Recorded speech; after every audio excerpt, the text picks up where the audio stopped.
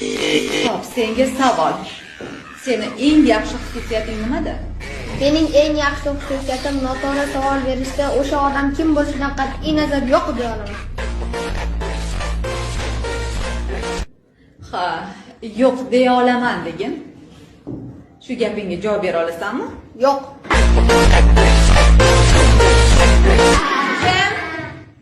Jim, nima kulguli? Tushunmadim. Maynavachchilik yig'ishda qami. Xo'sh, oilada nechta farzandsizlar? 4 ta o'g'ilmiz. 4 talasi ham o'g'ilmi? Yo'q, katta akam qiz. Voy betarbiya, juda aqlsiz ekansan-ku. Mayli, hech qisi yo'q. O'zim tarbiyalab olaman. Hali meni sovunimga kir yuvmabsan. Ha, senga yana bitta savol bor.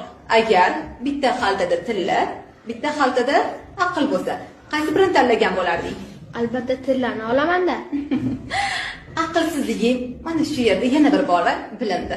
Seni o'rningda agar men bo'lganimda aqlni tanlagan bo'lardim. Kimda nima kam bo'lsa o'shani oladi-da.